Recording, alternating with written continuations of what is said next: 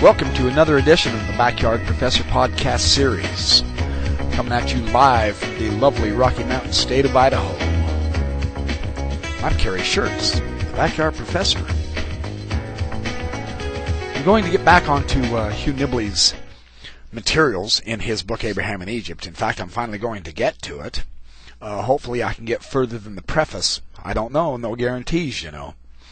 I get talking and I can't hush because I've done so much readings with Nibley and his sources that I don't want to try to miss anything if I can at all help it. But no, let me describe this preface. Like I said in the last podcast, when I first read this preface, I did not get the full gist of what he was saying, and so let me simplify it for you. He starts out this way.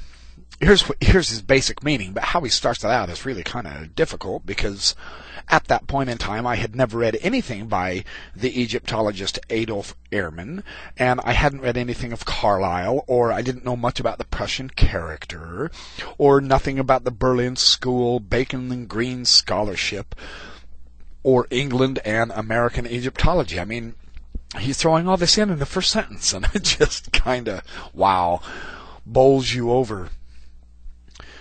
His whole idea is that the Egyptologists, when they first began to translate these magnificent monuments and the texts and trying to understand the Egyptian way of life, of course now they viewed these as primitives, and so they are far less than we are. You know, they're vastly inferior to our magnificent technology, and this was said in the 1800s, you know.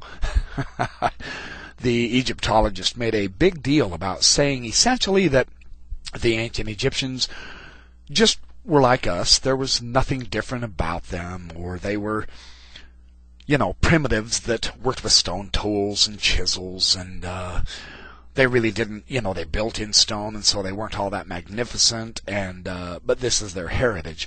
They really didn't explain the ancient Egyptians at all, in other words. And anybody who suggested that the Egyptians might actually have something important for us to say, apparently this first generation of Egyptologists in the 1800s just immediately dismissed them. They just tossed them off with a wave of their hand and said, oh, no, shut up and listen to us. We know what they were all about. And of course they were never further from the mark, as Nibley demonstrated through decades of scholarship. It's very interesting how he says, life is too short to devote years of study to learning that what went on with the ancients was just more of the same. It's too short for us to live both our lives and theirs from day to day unless they have something to add to the story, something that we do not have. And it was Nibley's contention, of course, that something quite wonderful and unexpected is exactly what the ancients had, and none more so than the Egyptians. And so this was his whole point and purpose of producing this output on the Egyptian religion. And he says, this is very interesting, that how he put this in a context of the critics versus Joseph Smith on page X in the preface was extremely astonishing. This was the beginning of eye-opening experiences for most of those who superficially viewed Joseph Smith and the Restoration and Mormonism in general. He says, this book, Abraham in Egypt, that I'm holding here in my hand, this is dedicated to the proposition that the Egyptians have something important and unfamiliar to communicate. And quite startlingly, this knowledge is to be found, among other places, in our Book of Abraham. Now, this is interesting. From the first, our no-nonsense scholars picked Joseph Smith for an easy mark. He's talking about the scholars in the 1912 affair with the Reverend Franklin S. Spaulding, where he gathered 8 of the foremost world's Egyptologists and used their pronouncements against Joseph Smith as proof that Joseph Smith was a false prophet and the Book of Abraham was phony and all that jazz. It turned out on closer examination, which Nibley did in his Improvement Era article series, that these 8 world-renowned Egyptologists weren't all Egyptologists, so Spaulding was fudging a little bit there, you know. He fudged a lot, actually. Well, why did they pick Joseph Smith? Well, of course, because he was just too uneducated to produce anything serious.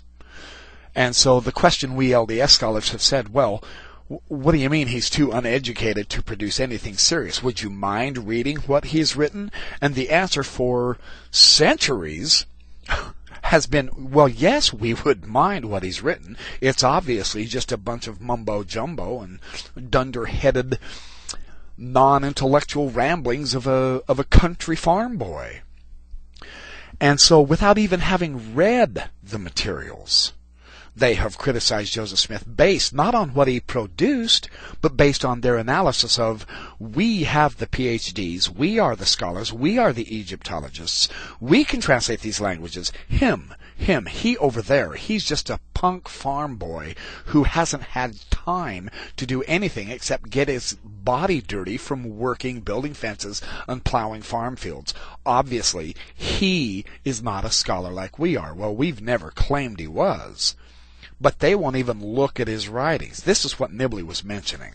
This is what he means in this. And how do the experts know that the writings of Joseph Smith is nonsense? Well, it must be, because it comes from such an unlearned man. And so his work goes untested and unread. Now, this is very interesting what Nibley says next that I particularly sat up and took notice of. When you see the context of what Joseph Smith actually did produce, it is really quite fascinating. It's much bigger than you think. Joseph Smith commands the respect and the awe of any who take more than a passing glance at the vast scope of his work. He has given us what purport to be original fragments and inspired translation of books of Adam, Enoch, Noah, Abraham, Moses, Zenos, and John. Joseph Smith has given us a full-scale epic from the separation, that is, from the tower. That's the Book of Ether in the Book of Mormon he's talking about. He has also given us a 1,000-year history of a lost civilization, the Book of Mormon itself, an account of great complexity and detail, and all these things were given out as true history. Now Nibley asks, has any other author even ever remotely approached such a performance for sheer daring? And that's not even the big part of it. The infinite invention, the names, the places, the institutions, the events, the powerful presentation with its inexhaustible variety and its rapid succession of intensely dramatic situations, the manifest sincerity, the clear purpose and meaning, the frightening relevance to our own day. Nobody in Joseph Smith's... See, you got to understand something here. Nobody in Joseph Smith's day understood the idea of entire civilizations being wiped out, and then nuclear weapons were invented. Now we can destroy our Earth, 47 times over? Wow. So this is what Nibley is getting at. He's talking about the surpassing in prodigality by the most remarkable feat of all, which is getting the whole thing straight the first time. There are no snags or loose ends discoverable to the reader, struggling desperately to follow all the threads that Joseph Smith handles so adroitly. This is another way of him saying, so far we have not yet seen another Book of Mormon produced. And then he asks, well, what more could scholars in a dozen fields ask for should they ever decide to run exhaustive tests on Joseph Smith? And he invites the test. So his basic idea is to say, look, the critics, by saying we really don't want to bother with the texts themselves, the Pearl of Great Prize, why read it? It's obviously phony. Joseph Smith lied and just stole everything from the Bible, or the Book of Mormon, or the Doctrine and Covenants, whatever. Joseph Smith had a wild and vivid imagination. This is what Fawn Brodie wrote about in her No Man Knows My History back in 1945.